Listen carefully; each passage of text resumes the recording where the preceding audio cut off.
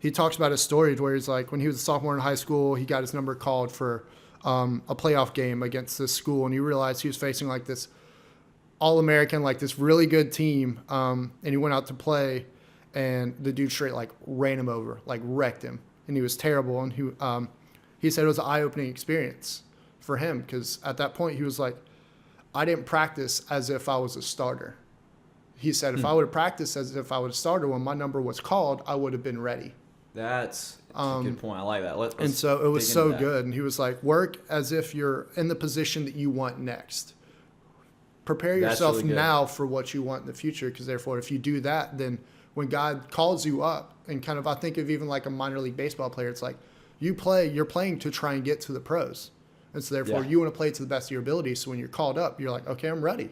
Right. I'm good to go. And it's the same thing. He said that way when it's your turn to come off the bench on the sideline, like you're ready to go.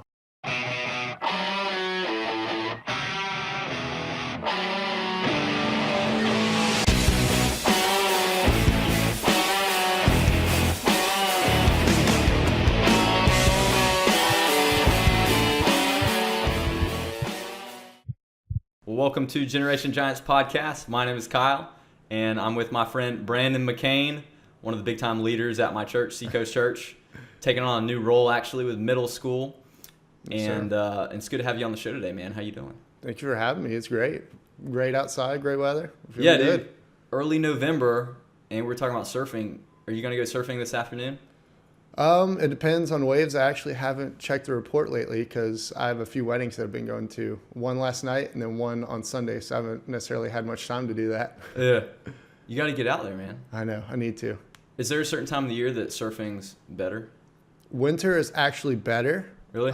That's actually the time that I don't like to surf, mainly because you have to have a wetsuit. And if you've ever surfed in a wetsuit, you know that it's not fun at all. Yeah. Well, actually, I've got some stories about wetsuits, believe it or not. Believe it or not, there can be some crazy stories about wetsuits.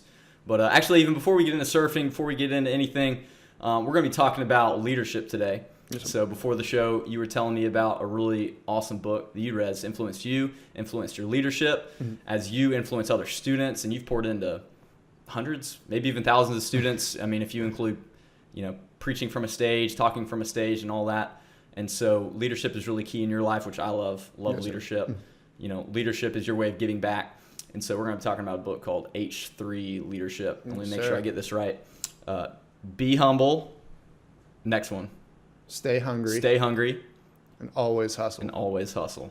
So we're going to talk about that here during the show. So I'm excited. If it's your first time listening, check us out on Instagram, Facebook, Twitter. We got the video on YouTube. We got the audio on iTunes and Stitcher. If you got Android, use Stitcher. And Google Play. Check it out.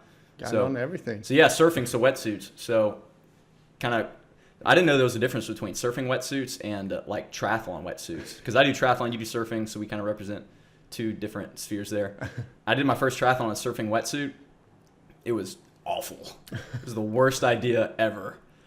And it was water can kind of go through the surfing material more than a triathlon wetsuit, which is more like a fish or more like a whale, like, blubber kind of rubber kind of deal. Bad with words there. And yeah, different material. And it was an awful experience. I almost froze to death in the water. So terrible. But yeah, so wetsuits for you though in the winter are not a good thing? No, it's just that they constrict.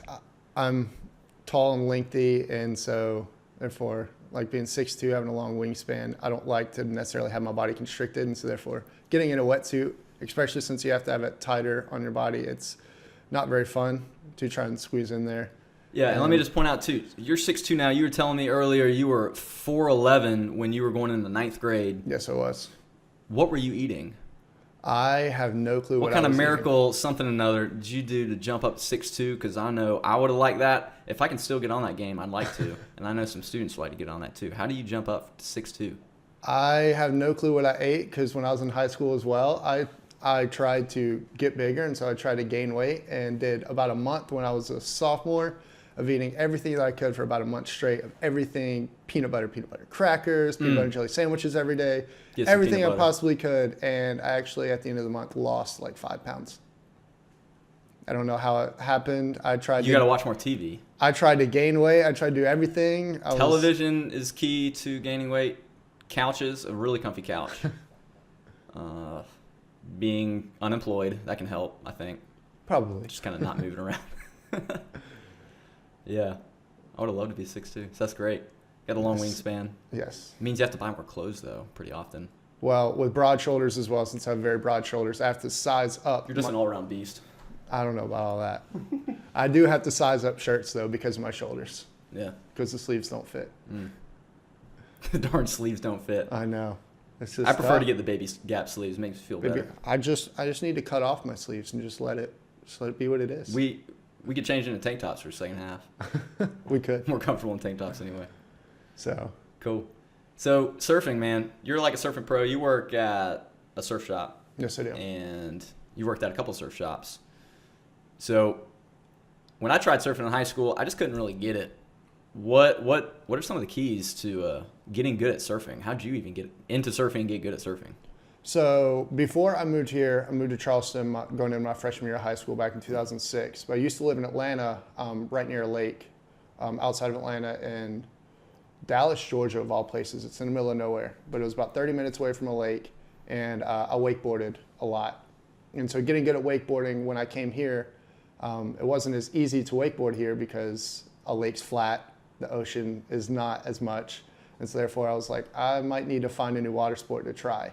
And so I was like, maybe I'll pick up surfing. And I bought this beater board off Craigslist for like $40, holes in it. Gotta like, start somewhere. had no clue what I was doing. And I was like, all right, let's just go out and try this.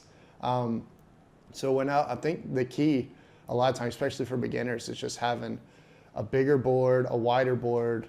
Ultimately, the more surface area you can have for your first board is key.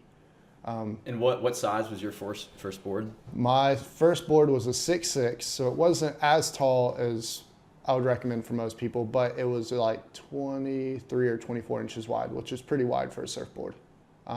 Is there like a chart for you're this tall, you should get a board that's this long or anything? No, it all depends on what type of board, what shape of board you're wanting. Like the board that I ride now is actually a 5'10", so it's shorter than me. Because I went with a wider board. So when you go with a wider board, you can actually go shorter on the height. And so for me, I went that route, just had some fun. It's a fun new board that I bought, but I have another one that's for like bigger waves for hurricane swells, and that one's a 6'2", and it's a little bit more narrow. It's a lot lighter, so Yeah. it's better for those waves. Yeah. And when you were getting into surfing, be honest, how much percentage of the reason you were surfing was to pick up chicks? Was it 60, 70%? I actually was not a ladies' man at all in high school, so therefore I just was trying to find something to do. You just loved it. I did. I just fell in love with it. I was like, I just need something else to do since I can't wakeboard.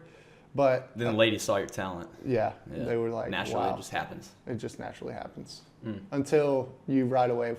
Although I have, No, I you just have, got to carry a board down the beach. You don't I actually have have tried to to get in the impress. water. I have tried to impress girls before when I got in the water, and then I would take my first wave and I would straight face plant, and then I was like, all right, I'm just gonna go in now.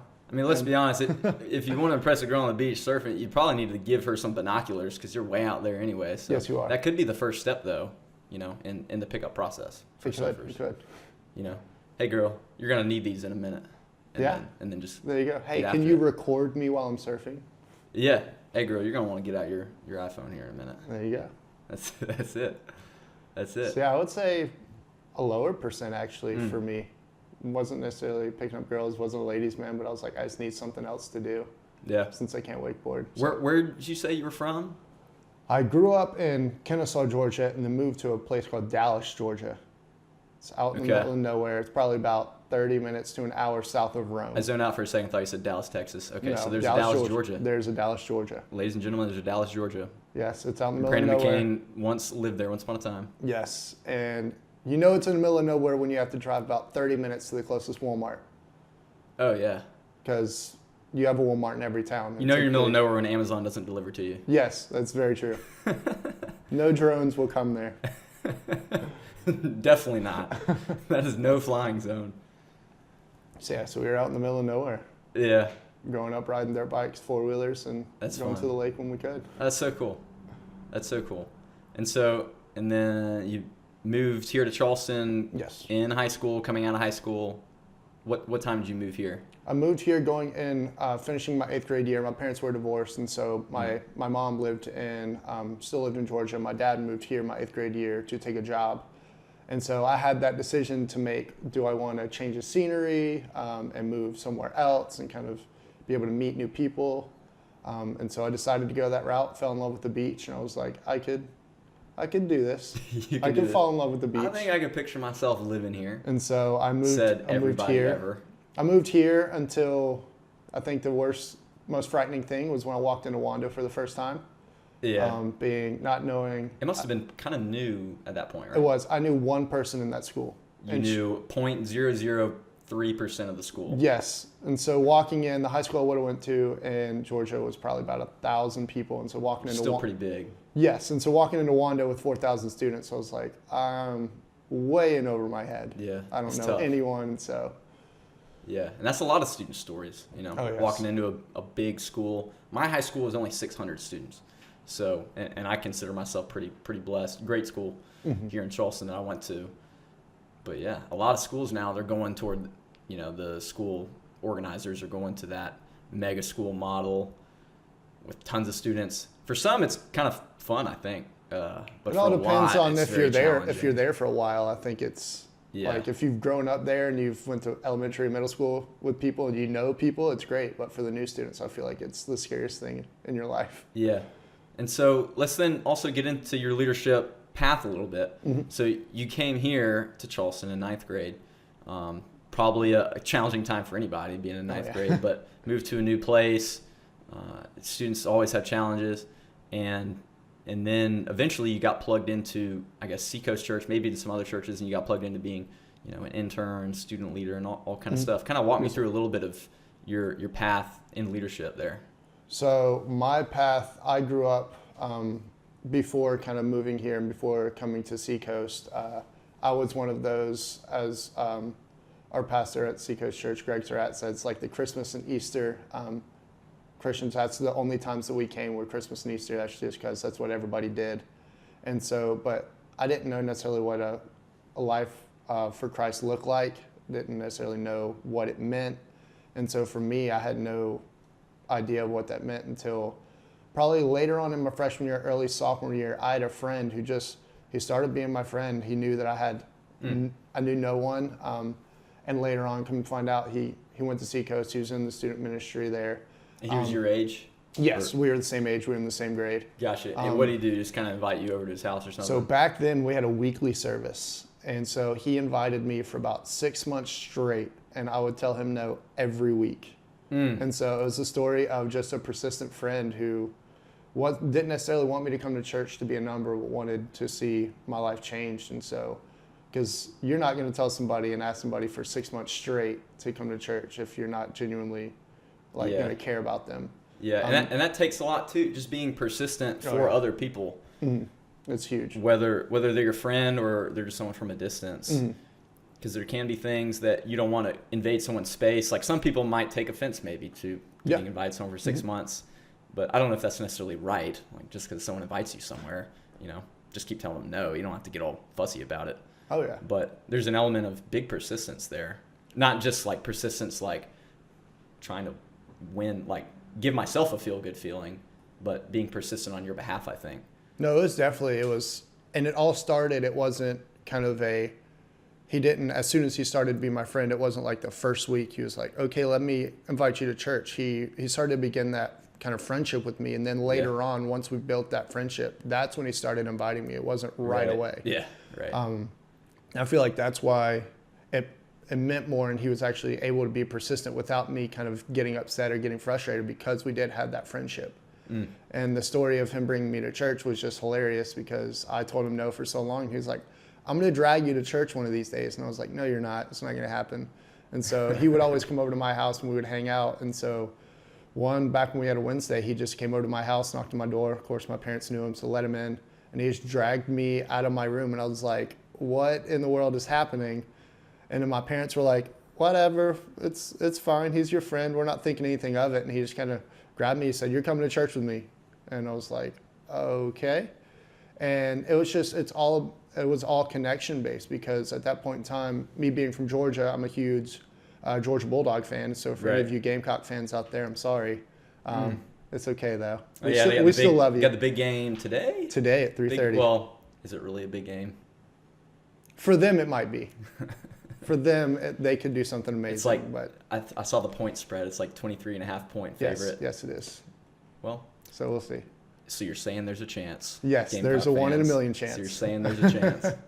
So yeah, and so he knew I was a Georgia Bulldog fan, and it was just funny. That point in time, the student pastor at that time was also from Georgia, and he was a huge Georgia Bulldog fan.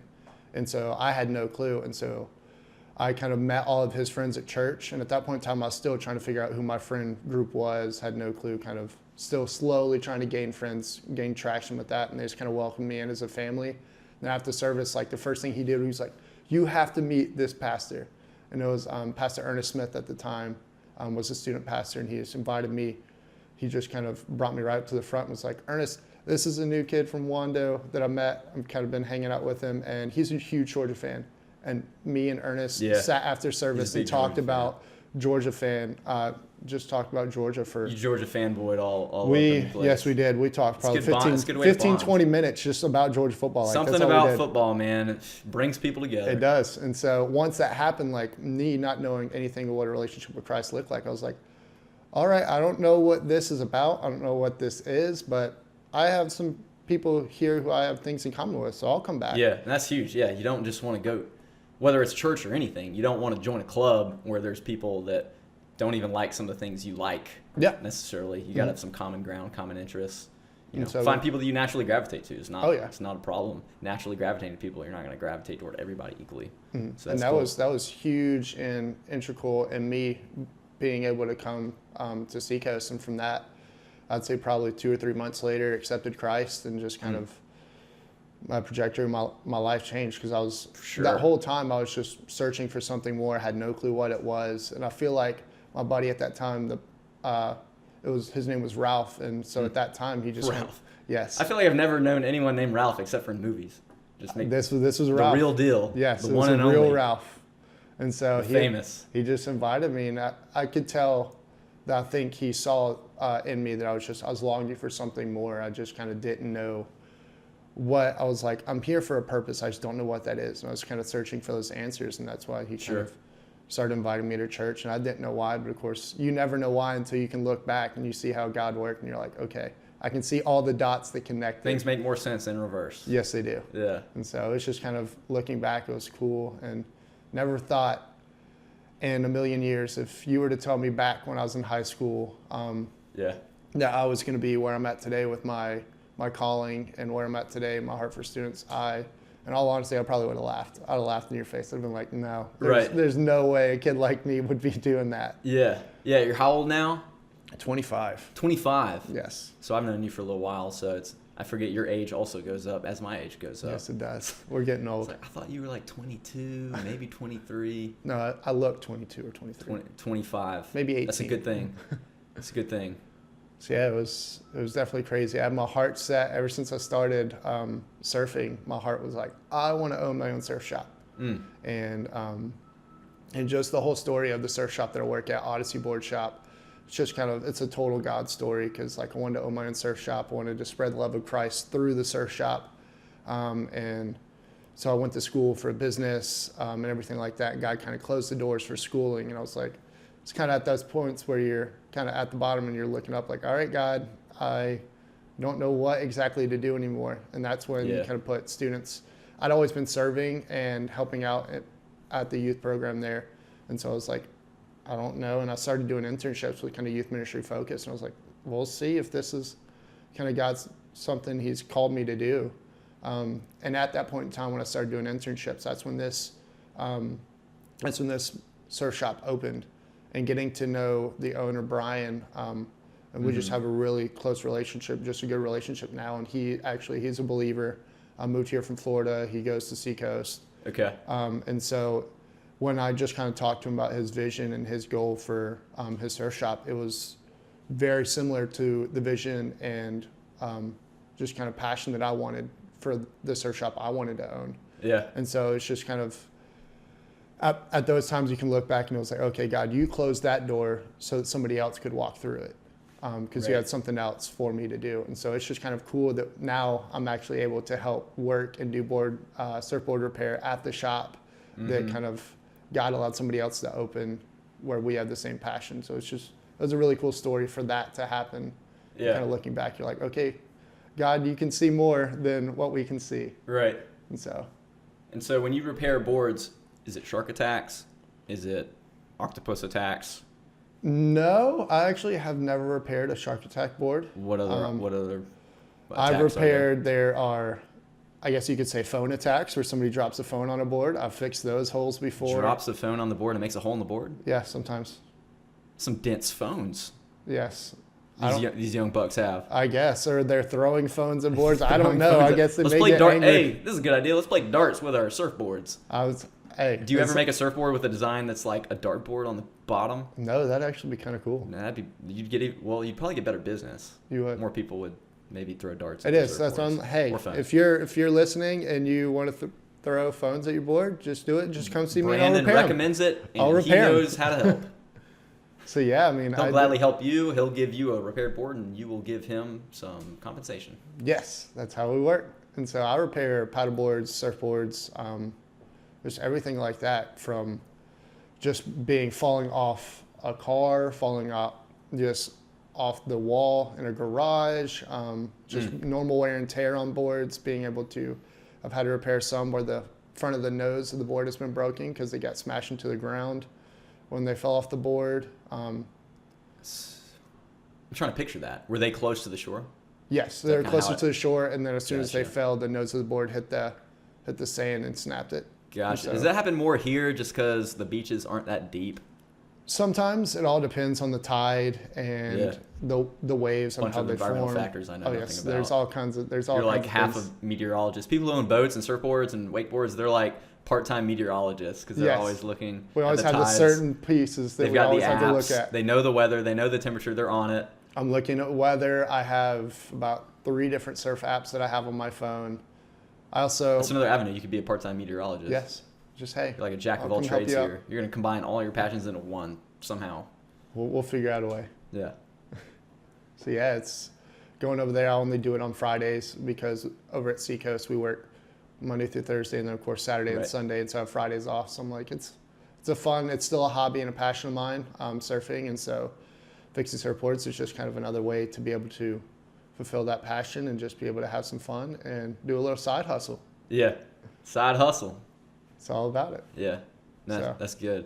That's good. Yeah. Spreading. You got to do what you love, you know? Oh yeah, And I so love with doing the it. surfing kind of in your top 3 of things you just love to do. Surfing for me, I love it. The biggest thing, and there's a documentary from Switchfoot's previous album, Love some it's Switchfoot. Fading West. They have a documentary on Netflix. If you haven't seen it, go watch it. It's amazing. Fading West, and the whole documentary is about they're writing their album Fading West, and they're traveling all around the world and going to surf the most amazing surf spots around the world, and they're writing this album as they're doing it. And so they're hanging out That's with cool. all kinds of pro surfers. They're going play at music festivals, just doing all kinds of stuff. But in there, he kind of described what surfing is for me, and he said, in there, he was like, I could have the worst day in the world, but you get me out in the water for 30 minutes to an hour, and it'll change my whole complexion of the day. Mm-hmm. And so for me, it's not only just kind of something that I love, but it's also an outlet for me. So if I'm having just a bad day, or if I'm having just kind of one of those days where it's like, I just need something to do, I need to get out, like surfing is that for me. I could Yeah. have the worst day in the world, but as soon as I go into the water, all that melts away because I'm not thinking about any of that. All I'm thinking about is looking over and finding the next set and focusing on, okay, Yeah. which direction am I going to take this, right or left, and figuring out how they're going to break. And so everything just kind of melts away because my focus is solely on that. And then just being able to sit out in the water and look around, look at the houses, just being able to look in the horizon, watch the sun, and just be like, just sit in awe of God's creation. It's just kind of another way Yeah. that just melts everything away. You're so amazed. Yeah. Yeah, So- the whole deal, the sounds, Mhm. you know, the animals, minus the sharks, Minus the sharks, yes. are awesome, and the seagulls, you know, dropping the bombs on you. Yes, that's not good. I had that happen on the tennis court one time as a kid. It was like So it was really funny, Sore but kind of subject awful. right now. Really funny, kind of awful. Yeah. And I think the volleyball court wins, but Oh, that's rough too. well, it's partially because all these shoebies, Rocket Power. Yeah, there it is. All these shoebies feeding the birds because they think I think it's the coolest thing. they drive like hundreds of miles to the beach and then they want to spend their time feeding these animals. I think they drive hundreds of miles just to feed the seagulls. Yeah, they don't even care about the beaches or anything. They just feed the seagulls. And then the seagulls, obviously, They food just has to go all hang out. somewhere. Guess what? Comes back. Yeah, so if you're listening and you're a tourist, don't come feed the birds. Please don't. They find their food somehow. Yes, they do. It's actually biblical. Birds find their food. They don't need us. Yes, they don't need us. Unless they're in your backyard and you want the birds to come back. That's kind of nice. Yeah, you have a bird feeder. We'll let feeder. that happen. Yeah, but not on the beach. Not on the beach. Where Don't people feed are the laying birds. out Don't feed the birds. miles of area that you don't want birds Yes, ever. ever. Yeah. Well, cool, dude. Well, let's transition. So H3 Leadership's the book that really influenced you were telling me about. I looked it up. Yes. I think it's a really cool book. And let's just give an overview before we cut to our break here in a few minutes. Give an overview of what the book's about, why it influenced you so much, and lessons, maybe an overview of lessons of why it's applicable to students that are listening. So for me, as I read this book probably a year and a half ago, and it was just, I was in the time just I really was digging into some leadership books and just trying to figure out, okay, how can I make my leadership and take my leadership to the next level? And this book, I just picked it up. A few pastors I saw on Instagram were promoting the book, and I was like, hey, this seems like a cool book. I read the back, and I was like, okay, I think I'll give it a try. And so I read it, and the whole thing, it's, if you've ever heard of Catalyst Conference, it's the guy who actually started it. His name is Brad Lomenick, who writes the book, and it's all about him and in his journey throughout life that he took Catalyst from a small little conference to just what it is today. But it was at a point in time to where he just felt stuck. He felt like he was in a rut and felt like, I'm not giving everything that I possibly can. I'm not making Catalyst the best that it can be, because he was just in a rut at that point in time. And so he went on almost like a mini sabbatical and just got away from everything. It was just like, okay, God, rework in me my passions and my desires, what am I doing or what am I not doing that I can get better at, and help not only make myself better, but also make the conference better. And so it's all about just him that was in that place of what's next, how can I make this the best that it can be. And so he just wrote this book. And like we said before, it's be hungry, stay humble, and always hustle. And so in the book, he's talking about the be humble is about knowing who you are, knowing how God's wired you, because that's the first What thing. if we don't want to be humble? Well, I don't want to be humble, dude. I like God that opposes too. the proud, but gives grace to the humble. So You mentioned they all go together, which is really good. they all do. It's really good because being humble is just as you're talking about it, it's like you have to be humble to yourself. You have to know and give all the glory to God. And if you don't know about yourself, then therefore you can't lead and you can't be always hustle effectively if you don't know yourself. Right. Being humble to me is also tied to caring for others too. I mean, willing to put others first, not necessarily first, but make others feel better about themselves. Empower others, make others better. Oh yeah. And thinking about others, but I was thinking, those three are really good H's. But if there's one that's just not that sexy, it's got to be the be humble part, man. Not a lot of people want to be Being humble. humble is not the easiest thing in the not world. sexy at all. But if you master it and get really good at it, then it's one of the most crucial things that you'll have in your life, because everything will stem out of that. Mm-hmm. You'll see God overflow out of your life through that, but you have to be humble first, and that's always. There is something special whenever you see leaders that just feel you get this presence about them that they seem reserved, but you can tell that they've got some fire in them, and that's what I think of whenever I think of someone who's humble, and they're not necessarily out there being flamboyant. Not that those are polar opposites, but I think it definitely they're confident and secure in themselves. Oh yeah, and I think being humble as well. The other side, that for me in my mind, it's like there are those super humble people that are on stage that are for everyone to see, that have that God has gifted them with the platform to be able to speak and everything like that. But I think also there's just something to said about the humble person that's quiet and reserved. But a lot of times those humble people, it's when they speak, everybody's quiet. They're like, okay, he's about to say something really good because this person normally doesn't talk. And I've seen multiple people that are like that, to where it's just like you know there's something about them that they're so humble. It's like when you speak, you're on the edge of your seat. You're like, okay, something good is about to happen. They're about to say something really good. And so Right. there's definitely multiple different kinds of humble, but I think they all stem out of kind of knowing yourself and knowing kind of who God has created you to be. Yeah. Because once you understand that, you can easily move forward in what God has for you. Yeah. Yep. Well, cool. Anything else you want to say from the overview standpoint before we take our break? No, I think we'll get into it a little bit more once we get back from the break. That's it. Cool, man. We'll take a quick break and we'll be back here in a minute. Sounds great.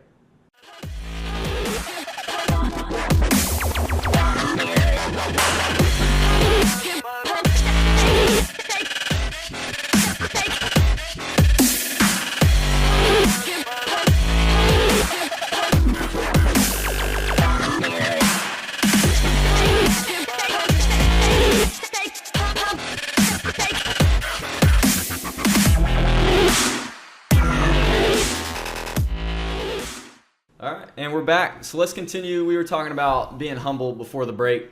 Yes. One of the non-sexier elements of being a leader.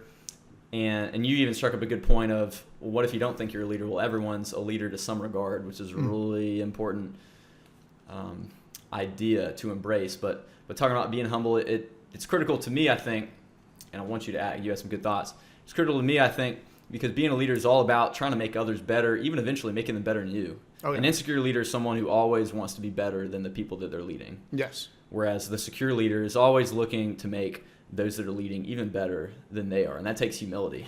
Yes. You need to be able to empower others, to compliment others. When others feel down, that you don't try to drag them even further down. That you want to raise each other up. So it's important and sometimes overlooked. So what are some of those other key points that the book makes that you drew from, and why being humble is important to you as a leader? I think the first one is actually kind of cool that you hinted on kind of the leader wants somebody to make it better, because in the book, one of the things for me as a reader, I'm a highlighter and underliner.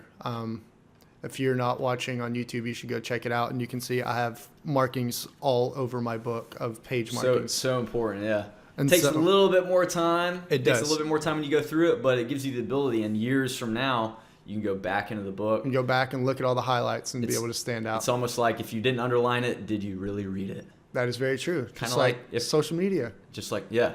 What's that with? If you didn't post it, then it didn't happen. If you didn't post it, it didn't happen. So like, I don't know. So someone said that the other day. They took a picture and like I didn't make it in the picture at first, and they were like, "If you weren't in the picture, were you really there?" That's true. So yeah. I mean, it says in here, it's like humble leaders are the ones who are willing to pass on the credit. But I think the biggest thing that I saw in the next part, it says, but absorb the criticism. I know a lot of times, even as leaders, you have to take that hit. You have to be able to take the criticism and understand that, okay, as a leader, you want to put your team first and glorify them and be able to take the hits behind the scenes. Right. And so it says, humble leaders are willing to pass on the credit, but absorb the criticism, push others higher while making themselves lower, and put a team's desire ahead of their own. A leader's job is to shepherd, not necessarily to shine. And so for me, kind of, as I thought about that, it was huge because you're just able to elevate others. And when others elevate, kind of the team morale goes up, your personal morale goes up for everyone around you, and therefore they work harder. They're more energized to do work, because as a leader, last thing you want to do as a staff or as a leader is to kind of micromanage and just kind of hover over everyone, because then they're they're kind of looking over their shoulders. They're afraid to be creative. They're afraid to kind of push the edge to be kind of as culturally relevant, but still keep it within the bounds of kind of the Bible as you possibly can, because they're nervous as what is my boss going to think? What is my leader going to think? Right. What am I going to do? And so you're not able to have that freedom, to whereas I think as a leader, if you're humble and you have that humility, like you said before, you're able to move forward into that, because you're elevating others rather than yourself. And I think that's a huge thing as a humble leader, is that, like you said before, that humility is huge. Yeah. Yeah, and it even makes me think, because there's big differences there between managing and leading, and leaders shouldn't micromanage, like you said, and it's really difficult. It even made me think of, like, on the football field, whenever you're coaching your team, if you're a coach or you're just another player on the team, you can't literally tell them what to do every single moment of the game. Mm-hmm. You can tell them to play, you can tell them the strategy of the game, you can tell them the goal and the mission, but ultimately you've got to empower them so that they can be autonomous and they can make their own decisions to do things that are quote unquote creative. You can do creative things like on the basketball court or on the football field, and to empower them to make those decisions without you telling them every little step that they have to do. So that's so important, I think. And I think as a leader, it's all about, I think your team is able to do that. One, when you elevate them and kind of allow them to get creative, but also allow them to, hey, this is your lane. You're able to kind of stay in that lane. And for our student staff, our student pastor at Seacoast, Pastor John Holm, he's, for each and every one of us on our staff at our Mount Pleasant campus, or even for all campuses, like, we know our lane, we know what is required of us, and we know what are the edges, so where we can get creative. And so, like, for me with our middle school boys, I know kind of that's my lane. I am ministering and pastoring to these middle school boys. Right, kind of a new role for you. Yes, 'cause yes, you've been involved with the definitely a new students role. for years. You were an intern. You've been on staff now for years, and now you're the middle school man. Yes. All the middle schoolers, and you're 6'2", dude. They're 2.5 feet, 8 feet shorter than you. You know what I mean? But my story, though, like we said before, I was 4'11", so I'm always like, make for a good hey, story. there's hope. There's hope. There is. I could have used some of that hope. Shoot. So, Yeah. but for me, it's like Pastor John Holm has given us all of our lanes. And so for us, it's easy for us to get creative because it's like, okay, we know our lane. And so therefore we're not kind of drifting into somebody else's lane. And I feel like that's a lot of, even on teams, that's where a lot of friction happens, because there's not necessarily, you don't know your lanes. Therefore you're kind of bumping into another person's lane and they're like, hey, this is mine, not yours. And so, and so if you have that lane and you know your lane, it's easy to get creative because hey, this is what I do. This is what I get to do. Yeah. And so for me, like planning events, like we just took went camping. 23 middle school boys camping. And one of our leaders made a comment, which was the funniest thing we did a 3-day, 2-night camping trip. And he said on the second night, he was like, hey, are we leaving tomorrow morning? We were like, yes. He was like, good. Cause I think one more night would have made it Lord of the Flies. It was very crazy, but middle school Straight cannibalism out there. It was insane. And so we were able to kind of fish, just hang out, and kind of be in God's creation. It wasn't necessarily a ton planned. It was all just relational based and just having fun together. And so I know my lane with my middle school boys, and so therefore I can get creative in that. Yep. And so I think as a leader, when you're humble and you're willing to pass, as it says, pass that credit on, you're able to kind of exalt the people that are around you and allow them to kind of elevate and get creative. Nice. Dig it. Were there any other elements on being humble there that stuck out to you? So yes, there's one right here, and it's talking about, of course, when you're being humble, of course, like you said, it's not necessarily the easiest thing to do, but when you think of being humble, it's a work in progress. It's something that you're never going to be perfect at. You're always just taking steps forward. But it says in here that a healthy spiritual life, which is key to being humble. If you don't have a healthy spiritual life, then it's kind of hard to be humble. Sure. Especially in just kind of in your life with Christ. But it says a healthy spiritual life doesn't happen via osmosis. Like, it doesn't just randomly happen. It requires intentionality and regularity. And so you have to be intentional. You have to be intentional of making time for God, reading your Bible every day, and kind of making that a norm for you in your life. Because if you're so sporadic, kind of up and down with your relationship with Christ, and it's kind of hard to focus and be humble when things are good 1 minute, and then the next minute you're like, I have no clue what I'm doing. I feel like I'm so distant from God. Yeah. And so I feel like just kind of, it's all about making it intentional and making it the norm for you. Because when you set that priority, like for me, I have a reminder at 7 a.m. every day it's like, make sure, read the Bible, have your quiet time with God. And so sometimes it may not happen at 7 a.m, but of course the awesome thing with phones is that that thing won't go away until you actually open it up and turn it off. And so it's always just kind of there right in front of me. It's like, hey, a reminder, make sure you're doing it. Yeah. And so it's good for me to actually be able to have that, because I'm a creature of, a lot of times we make excuses because we're so busy, we don't have time for this. But it's ultimately, like it said in there, it's making it it's that intentionality of, okay, I may be busy, but I'm gonna make time for it. Yeah. And let me touch on a point too, and you started to almost get into getting hungry, it sounded like. Mm-hmm.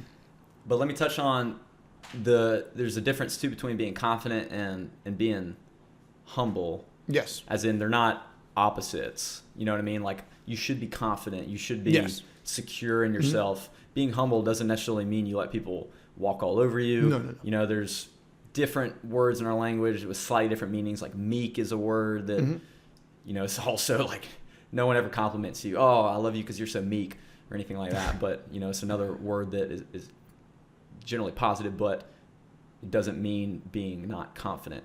Yes. So maybe let's touch on that too, because we want the young listeners, we want them to be confident in themselves when they're leading, or even if they're in a season of following. Usually you're doing both. Yes. In some direction. Usually you're in some kind of middle ground. If you're just at the top, then congratulations, you made it. Yes, you're doing well. Come visit me. I want to learn. You're doing better than us. Ye 16-year-olds that know everything. But let's talk about that difference a little bit on being confident. So being confident, it's actually kind of funny for me to talk about that, because when I was in high school and even in middle school, I was bullied in middle school a little bit, but then going Said everyone ever. Yes, and then, but it was more for me in high school. Middle school was nice because I played all the sports, so I knew everyone. and went to a smaller middle school in Georgia. Right. But then coming into high school and not knowing a ton of people, it's like your self-confidence just gets shattered because you're like, I have no clue even what if I'm just doing here. 5 students in the school have something negative to say to you. Usually there's not 5 other students willing to offset that. Yes, and that's the thing. And it's like there's studies that show like for one negative comment, there has to be 3 kind of positive affirming comments to kind of negate that. And so therefore, it's like if you think about that, a lot of people have a lot of nice comments they need to make up on. Yeah, right. And it's so rough too, because you like come home from school and like somebody says something to you, and maybe your parents will say, hey, why are you down? And you're like, some kid said this at me at school. They may say, what's your name? What's his name? You may not even know his name. It's just like some random person. It is. Sometimes like someone, maybe you're in one class together or something. It's like, who really even cares? And that's for me, like in high school, I finally got to that point. And that was when I kind of started getting confident in my relationship with Christ. And so it's just kind of once I got confident in my relationship with Christ, it was like, then it doesn't matter. And I just began to be me. And I began to have that mindset, like, if you don't like me for who I am, then are you truly my friend? Are you truly kind of caring for me? Because if you don't like me for who I am, then how can you be my friend? Right. And so a lot of students struggle with that. It is. And it's a struggle. But you have to kind of make it, like I said before, you have to make it a norm. You have to be intentional about it. That's why I was just so intentional. I was like, I'm just going to be myself. I was like, if you at that point, you'll attract people who like you for you. And then if they don't, then they're not really your friends. Right.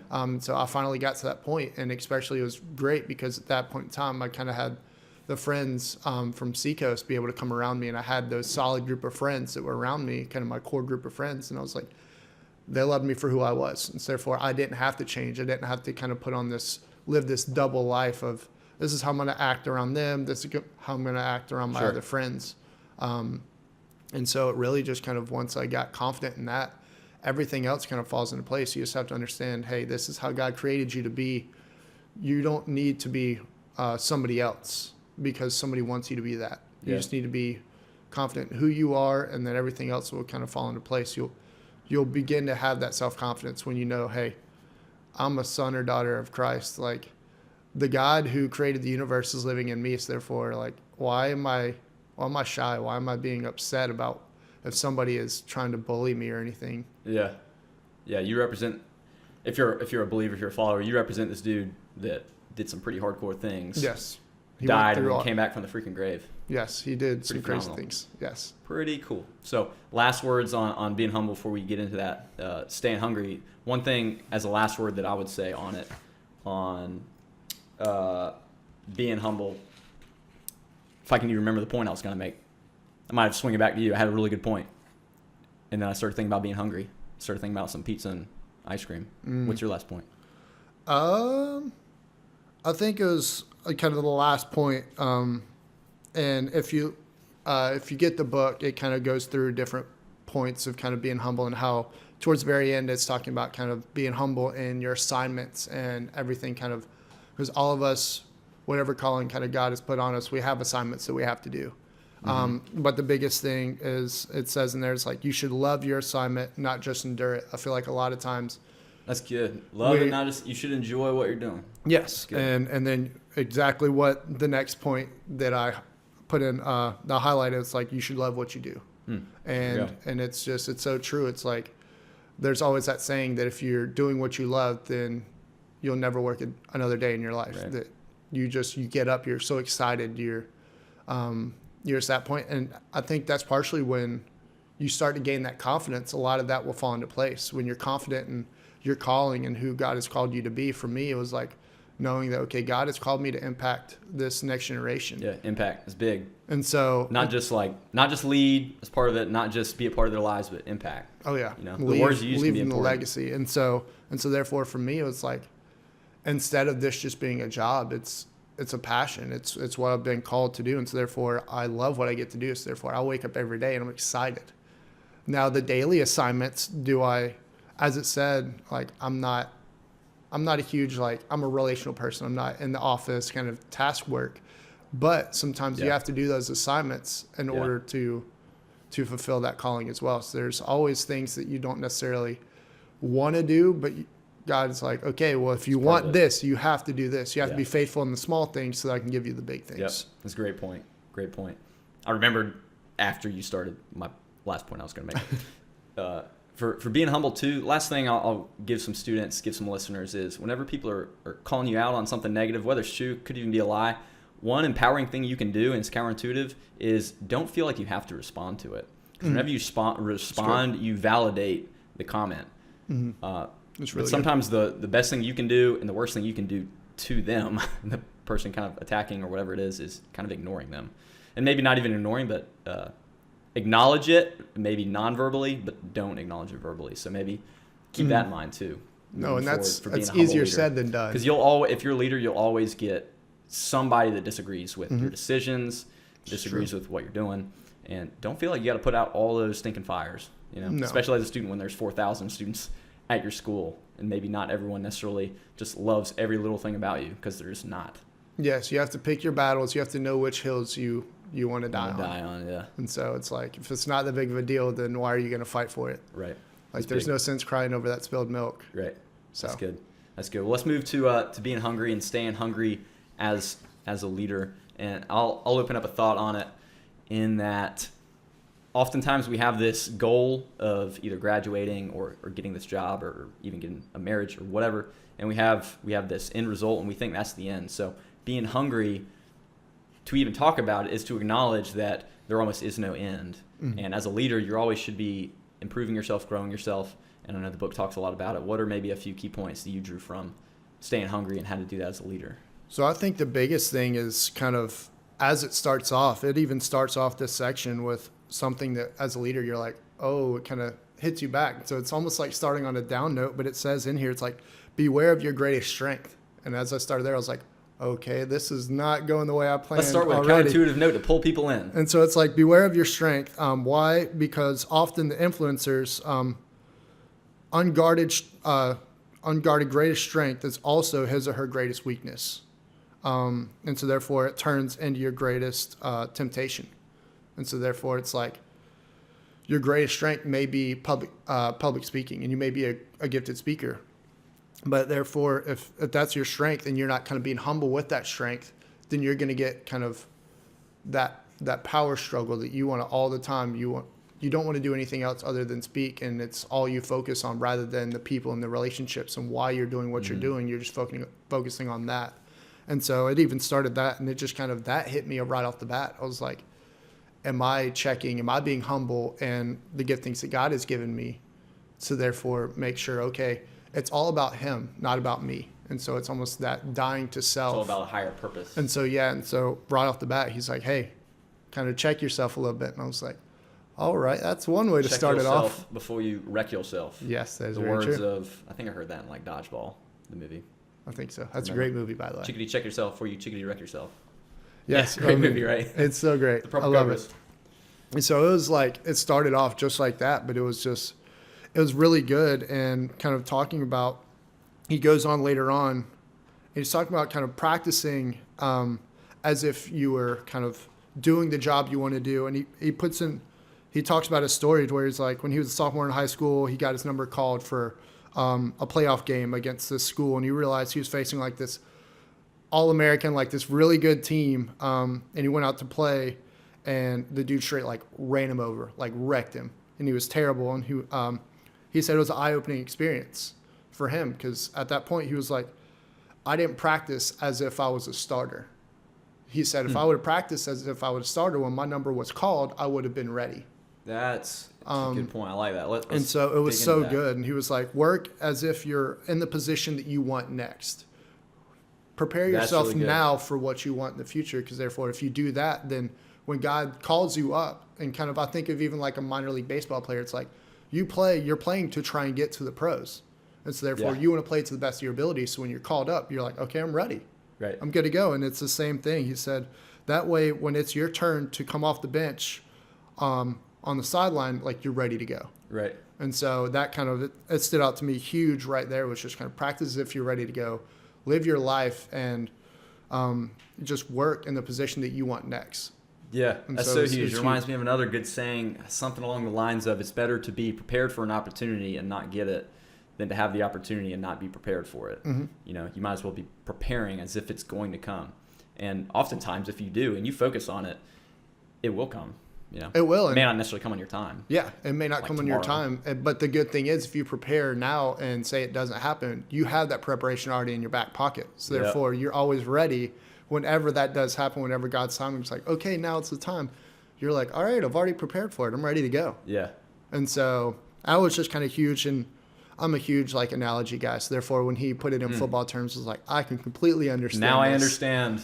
Now I understand. It's everything. It's like Arnold voice. Yes, Like, and so it was just football it was terms. huge. That was not an Arnold impression. It's okay. We still love you. I can probably do the chopper. Not in front of people on a podcast though. So yeah, I mean, for me, that was huge.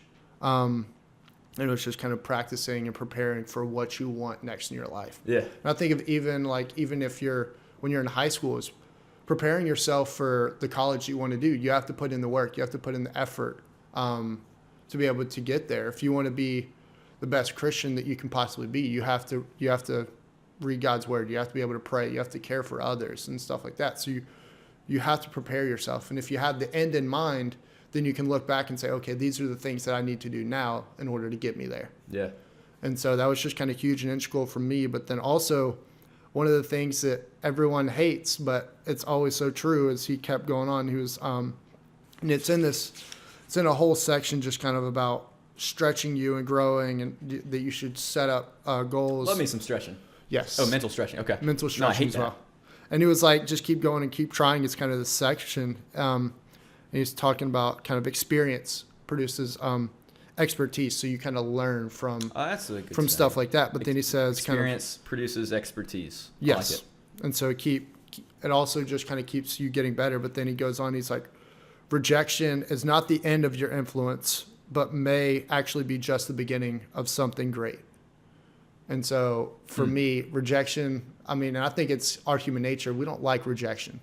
We don't like to mess up. We don't like to fail. That's not how God has wired us. Nobody's like, Right. yes, I failed. This And there's is the something greatest very thing good in that, ever. because if we just love rejection, there'd probably be a problem with us. Yes. If you love rejection, then I love failing. Something's Said nobody interesting. ever. So yeah, I mean, I just read that and I was like, it's so true. A lot of times we hate rejection, but later on down the road, we look at the rejection, we're like, I know why that happened. I can see why kind of God was like, he was birthing something out of that into something new. And so I just I underlined that, because rejection is always something that's like, us as humans, we're like, we kind of cringe up when we hear rejection. Yeah, and stuff like that. especially guys. I mean, whether it's like in a dating context or just in general, like there's something about, at least being a guy, speaking from guy experience, something about being a guy that we feel like we lose our masculinity or something if we fail at something. Or if you ask that girl out at school and she's like not that into it, Yeah. or whatever it may be. There's something about like we'd rather hold our masculinity or something like that by not taking chances. It could even be going out for that team. It could be going out for that part in that production. It could be whatever.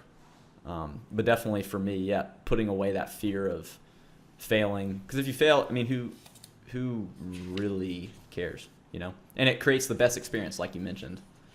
And I think I can't remember what page. It's in this section somewhere, but it was kind of, I think it was last year, there was a guy that came and spoke at our summer camp.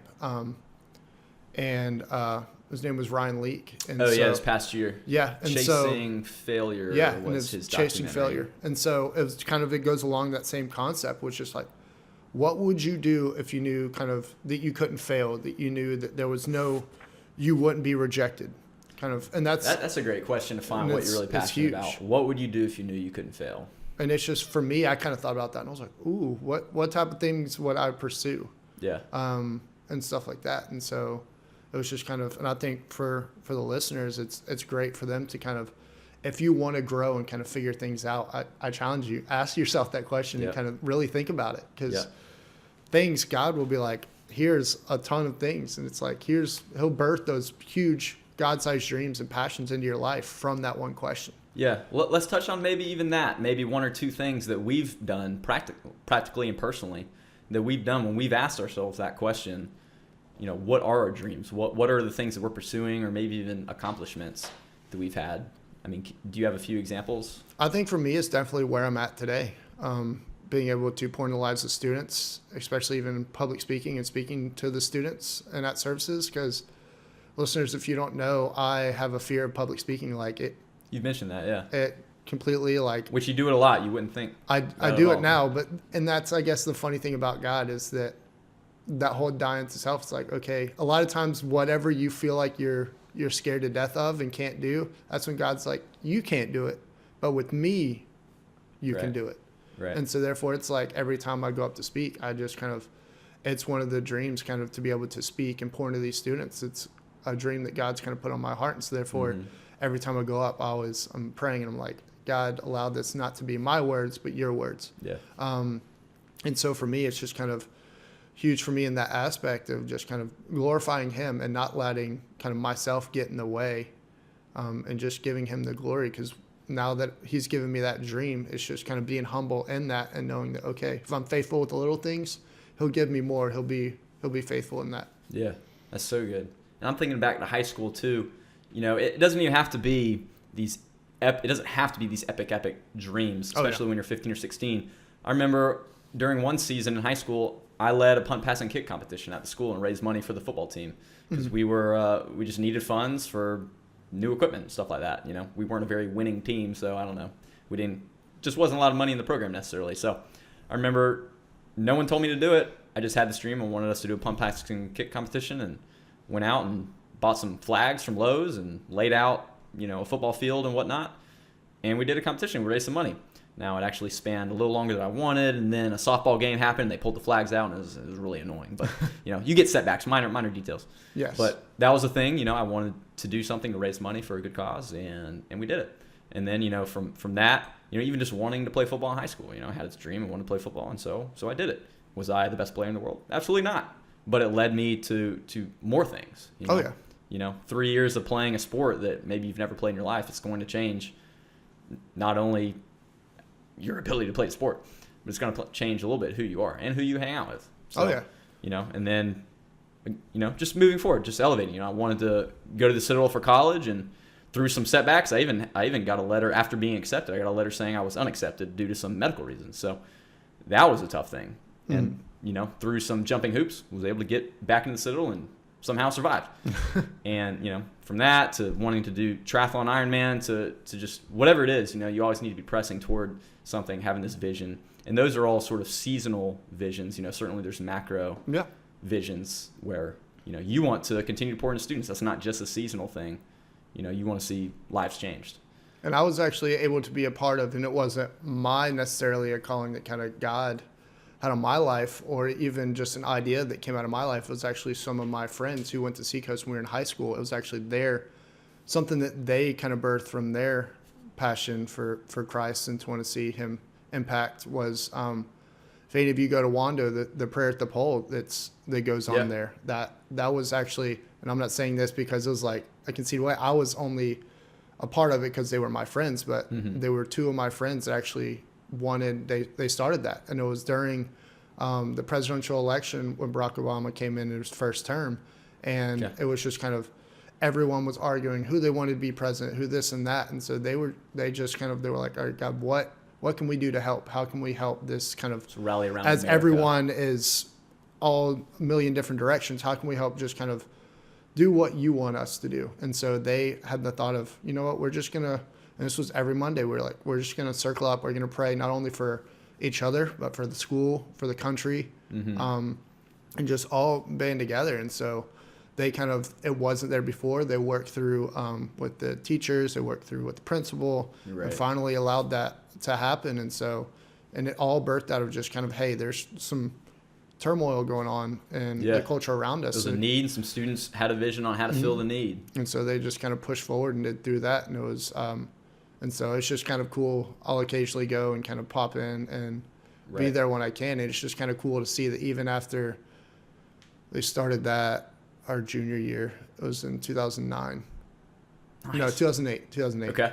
The start of our junior year. And so they started it then. And so kind of going back to see it 9 years later and it's still going on, it's just kind of really cool to see. Sure. And it was just a passion and a birth that kind of came out of their heart and was like, hey, there's a need and we want to just kind of glorify God and just kind of not only that, but just kind of pray for everyone in our country to just unify together. That's so cool.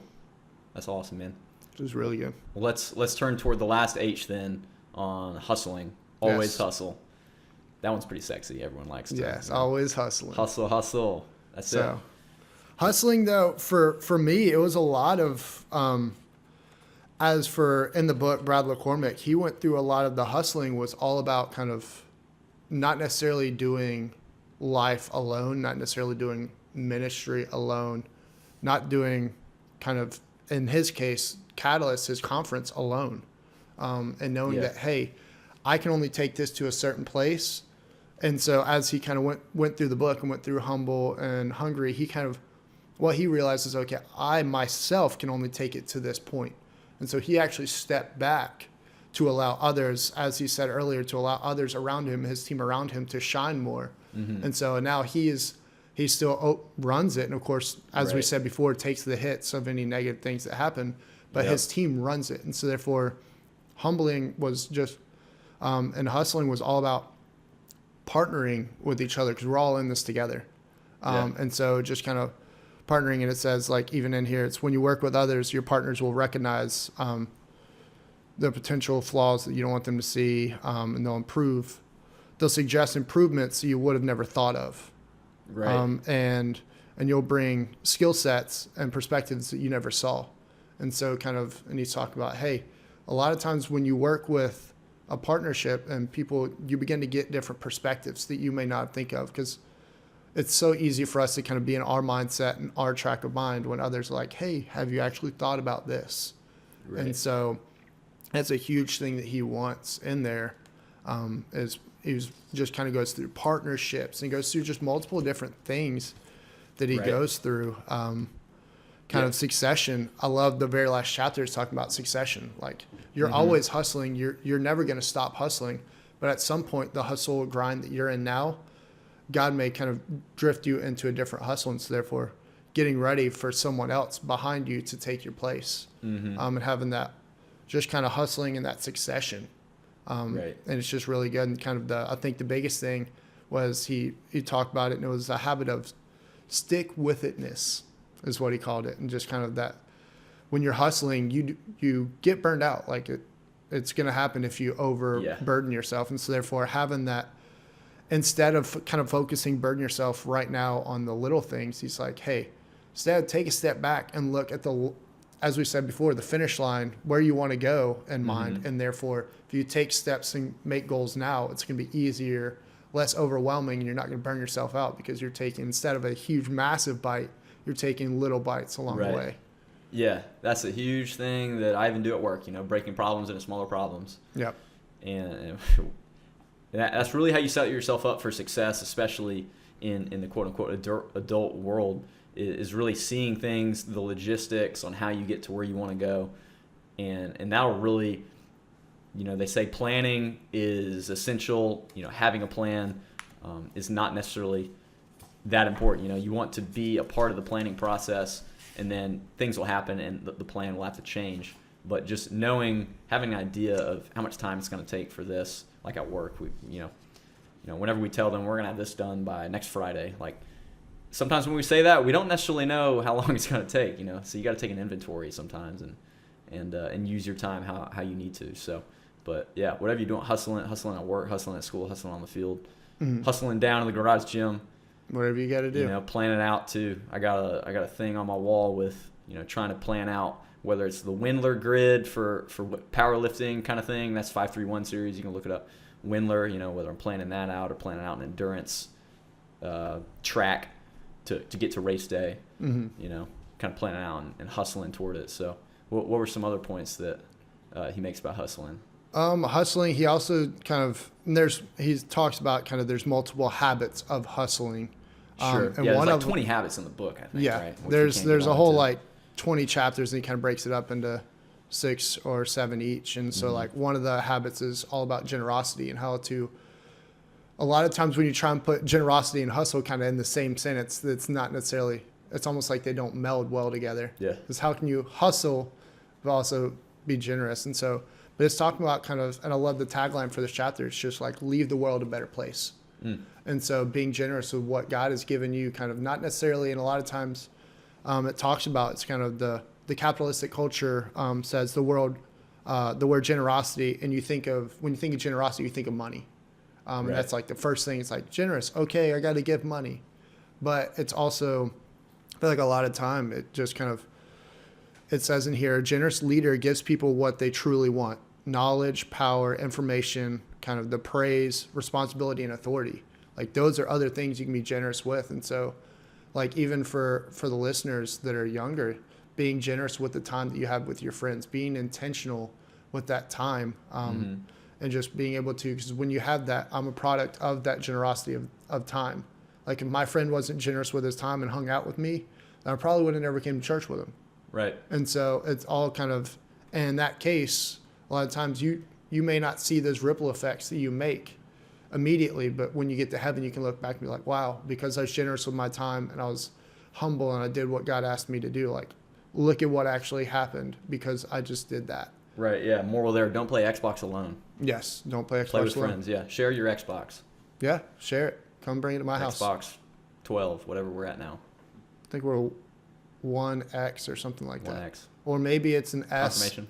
I don't know. I'm focused on the iPhone X. I've still got my original Wii over there. Hey. I sold my GameCube. Worst thing in the world. I sold my N64 when I was like 13 years old. It's a sad day. I was sad day. I was an idiot. Star Fox. That was my game. Oh, original Star Fox with the original Rumble Pack. Yes. It was like the size of my fist. Yes.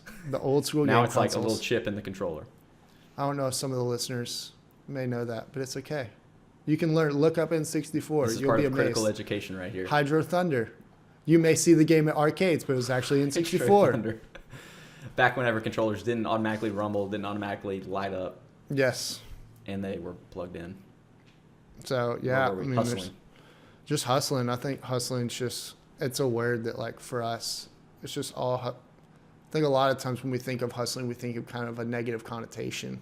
A lot of times it's like hustle. Okay, I'm hustling somebody to win something, to kind of like a selfish motive, maybe. like you're hustling them in pool, or you're hustling kind of stuff like that. But hustling, that's what I do all on the reg, dude.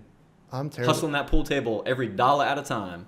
All the time. I'm terrible at pool. I used to play a little bit because my uncle used to do like trick shots, so he was pretty good. You can't lie. No matter how old you are, who you are, if you do a jump shot to jump over a ball because it's inconvenient in the way and make a shot, you better believe you're gonna look proud. Okay, you know what I'm talking about? I can do that. So you know what I'm talking about? I've done it before. You just kind of angle it down. Angle it down, pop it over. Angle it down, pop it over. It's all good. That's it's a tough shot, but it's good. It's behind the back and just kind of looks cool too. Hustle. Always hustling. Hustling that pool table. And so, I'm a little better at air hockey though. Ooh, have you ever played Dave & Buster's 4-way air hockey?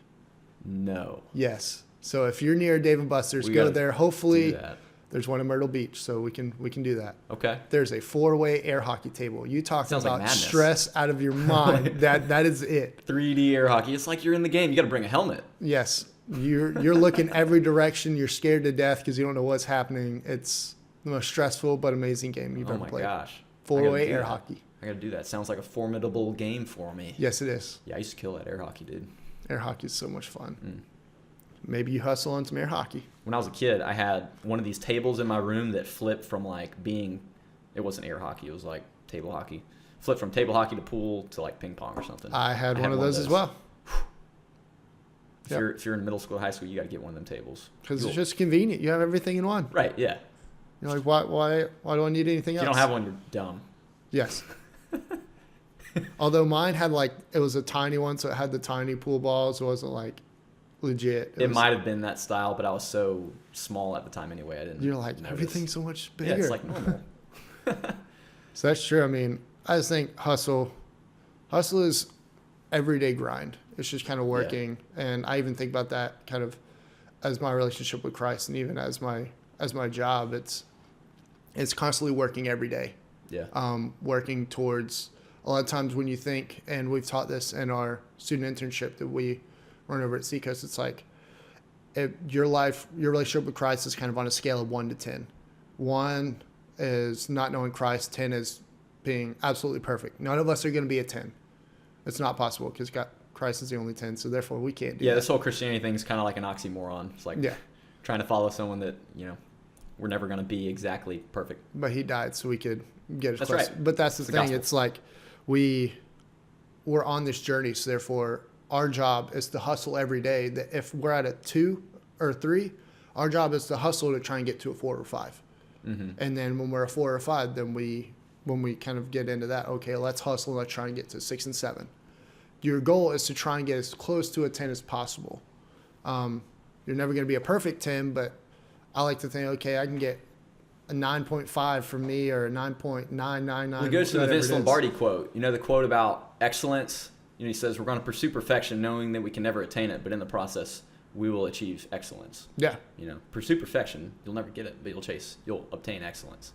I always, when I think of perfection, I think of Friday Night Lights, the halftime speech. The movie? Yes. The movie. With Billy Bob Thornton? Yes, Billy Bob Thornton. What's he like? Perfection. It's not about the score on that scoreboard. It's not about the scoreboard. It's about your relationship with your teammates and your family. Yes. And how much you love and care for one another. And then he tells them to look in each other's eyes. I want you to look in each other's eyes. Keep each other in your hearts. Keep each other in your hearts forever. Yes. Because forever is about to happen. Can you stay in that moment? Yes. Oh, it's so good. Men. Yep. And then they pray. And then they pray the Lord's Prayer. Epic. It's so good, so good. Dude, that's my favorite football movie, I think. It's one of my favorites. Yeah. And so that halftime speech, every time I hear it, I get chills. I'm like, it gets me energized. I'm like, I'm ready to go. Yep. I'm ready for forever. Yep. Every time we get epic. done, I'm like, forever's about to happen. All the listeners need to go at least watch that scene right now and schedule a time to watch that whole movie with everyone you know. Yes, it is. Because it's kind of an older movie now. I saw it in theaters. It probably came out in 2000. I don't think I saw it in theaters, but I saw it later on, kind of when it came out on DVD. Yeah. Close enough. Because movies are expensive now. Hustling. So they're hustling us to go see some movies. That's right. I love it, man. Well, final words then on leadership, on pouring into students, on H3. What are your final thoughts? I think just starting. I think if you want to get great at staying hungry and always hustling, I think you have to start with the first H, is to be humble. When you're humble and understanding that you're never going to be like, I know everything. You need to come in with that mindset that I'm never going to know everything that I possibly can. So therefore, I need to continuously learn. You don't have to. No. But it's that strive and that perfection to get from that 1 to a 10. And so wherever you're at in your scale, and you can kind of think about that yourself as we get done with the podcast, you can think, okay, where am I at on that scale? And then begin to sit down and ask God, okay, what are some steps I can take to get to as close as I can to a 10? Yeah. Maybe it's reading the Bible more every day. Maybe it's reading leadership books to kind of grow yourself in that. This is a great book that we recommend. Yes. If you listen to other podcasts, we talk about some other books. Mm-hmm. Or email us, whatever. Yes. Or talk to your youth leaders if you have some. We'll answer any questions. But yeah, I think you have to start being humble and everything. When I read this book, it's almost like a domino effect. It's a natural domino that when you're humble, you're gonna be hungry because God's always going to be doing something amazing in you, and then from there, always working and hustling to make that God-sized dream happen. Yeah, love it. So that's awesome, man. Well, as far as plugs, shout outs, and where people can find you, what you got for us? At Brandon McCain on Instagram. Facebook's just Brandon McCain. True. MCCAIN, like John McCain, Edwin McCain. You're we you're could his be nephew. Sure, Right. sure. Twice removed. Distant cousins. I don't know. Very distant. Somewhere. I'll Yeah. do the family tree one day and figure out that we're related. Yeah, somehow. but we'll just assume you're related. Yes, we're related. We'll just Yeah. go with that. Yeah. So go there. And for our student ministry, if any of you are in kind of the Charleston area or Mount Pleasant area, Seacoast Church, our student ministry is Custom Students. You can follow us on Instagram at Custom Students. Go follow us, plug into your local church, and if you don't have Yeah. one, then follow me and ask me, and we will get you plugged into a local church. That's it. The man, the myth, the legend, Brandon McCain. This has been fun, man. It has. Thanks been fun. again for coming on the show. It's been a blast. No problem, sir. And, I enjoyed it. I'll be seeing you tomorrow anyway. Yes, you will. So, thanks, man. We were meant to live for so much more. Have we lost ourselves somewhere?